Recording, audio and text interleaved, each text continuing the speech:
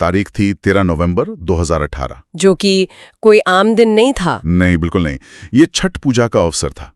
जो लोग इस त्योहार की महत्ता को समझते हैं वे जानते हैं कि एक ऐसा समय होता है जब पूरा परिवार अपने घर लौटता है। चाहे कोई दुनिया के किसी भी कोने में हो, छठ पर घर आना बहुत जरूरी माना जाता है। हाँ, एक बेहद पवित्र और उल्लास से भरा माहौल होता है।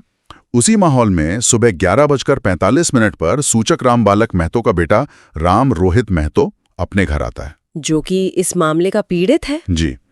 और यहाँ बात बहुत दिलचस्प हो जाती है क्योंकि दस्तावेजों में दर्ज समय सीमा बहुत ही सटीक और चौंकाने वाली है। 11:45 पर वो घर पहुंचता है और ठीक 15 मिनट बाद, सिर्फ 15 मिनट बाद, हाँ, यानी दोपहर 12 बजे आरोपी सरयुग महतो उसे बुलाकर अपने घर ले जाता है। और आरोपित भी उसी इलाके का रहने वाला था, है ना? बिल्कुल, वो उसी भगवानपुर थाना क्षेत्र के बनोली गांव का निवासी है। अब आप सोचिए, केवल 15 मिनट का वो अंतराल, घर पहुंचने की खुशी और उसके तुरंत बाद ये खौफनाक मोड़।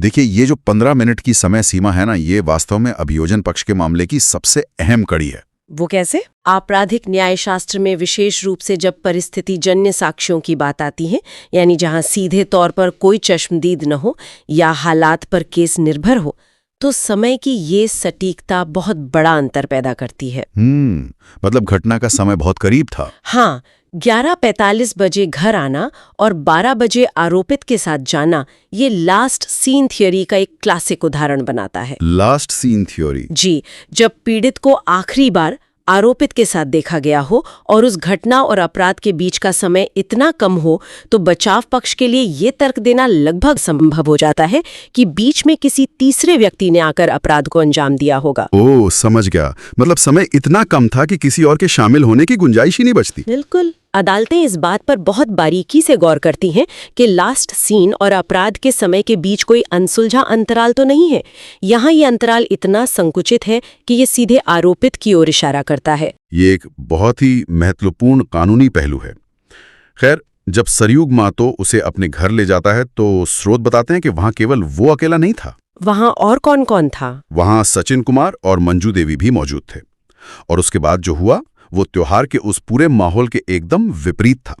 उन तीनों ने मिलकर राम रोहित महतो के साथ लोहे की खंती से गंभीर रूप से मारपीट की, जिससे उसकी मृत्यु हो गई। जी। अब लोहे की खंती जैसे एक भारी भरकम उपकरण का इस तरह के हमले में इस्तेमाल होना अपने आप में बहुत कुछ कहता है।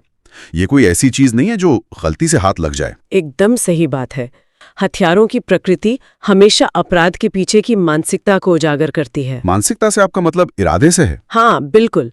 जब किसी मामले में लोहे की खंती जैसे ठोस और घातक उपकरण का इस्तेमाल होता है, तो बचाव पक्ष अक्सर जो आवेश में आकर या बिना किसी पूर्व इरादे के हुई हाथापाई का तर्क देता है, वो अदालत में टिक नहीं पाता। क्योंकि खंती कोई सब्जी काटने वाला चाकू तो है नहीं जो पास में रखा हो। सही कहा आपने।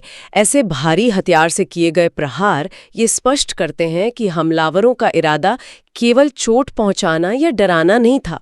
वार की गंभीरता और हथियार का चयन सीधे तौर पर यह स्थापित करता है कि उद्देश्य सामने वाले की जान लेना था। यानी कानून की भाषा में इसे इंटेंट कहते हैं। जी। यह तथ्य अभियोजन पक्ष के लिए इरादे को साबित करने का सबसे मजबूत आधार बन जाता है और न्यायाधीश भी इस बात को भली भांति समझते हैं कि इस तरह के हमले में कोई गुंजाइश नहीं बचती। घटना के तुरंत बाद जो कानूनी लड़ाई शुरू होती है वो इस पूरे मामले का एक और जटिल हिस्सा है।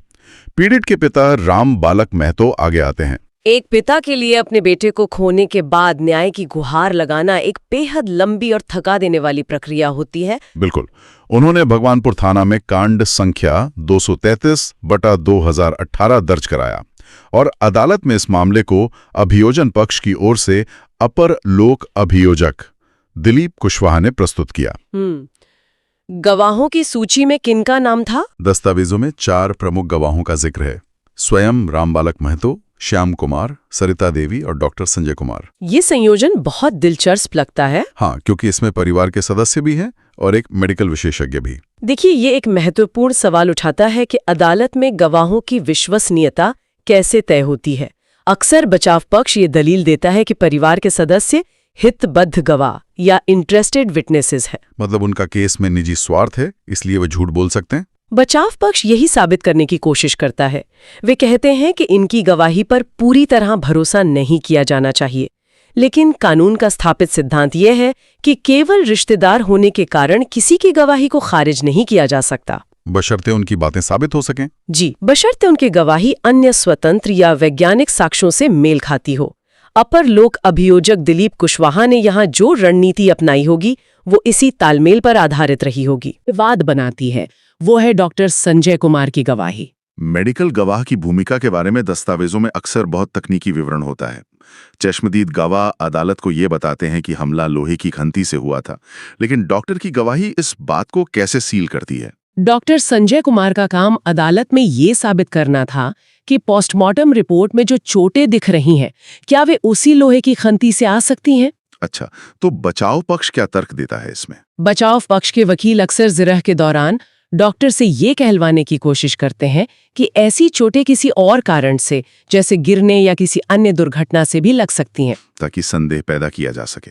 जी, लेकिन जब एक अनुभवी मेडिकल गवाह दृढ़ता से ये कहता है कि चोट की प्रकृति, घाव की गहराई और मृत्यु का समय बिल्कुल उसी विवरण से मेल खाते हैं जो चश्मदीद गवाह दे रहे हैं, तो अभियोजन पक्ष का मामला एक अभेद्य किले में बदल जाता है। और यही अलाइनमेंट जज को फैसला सुनाने में मदद करता है। बिल्कुल, चश्मदीद गवाहों के बयान और मेडिकल सबूतों के बीच का ये सटीक अलाइनमेंट ही वो कारण है जिससे अदालत को संदेह से परे जाकर फैसला सुनाने का आत्मविश्वास मिलता है। और ये आत्मविश्वास हमें बेगूसराय न्यायालय के अंतिम फैसले में साफ दिखाई देता है। फैसला क्या रहा? कई सालों की कानूनी प्रक्रिया के बाद बेगूसराय जिला न्यायालय के जिला एवं सत्र न्यायाधीश द्वितीय संजय कुमार तृतीय की अदालत ने अपना फैसला सुनाया। मुख्य आरोपित सरयुग महतो को भारतीय दंड विधान की धारा 302 के तहत दोषी पाया गया, यानी हत्या के जुर्म में। जी, सजा के तौर पर आजीवन कारावास और 10,000 रुपए का अर्थदंड तय किया गया। धारा 302 के तहत इस तरह का स्पष्ट फैसला आना,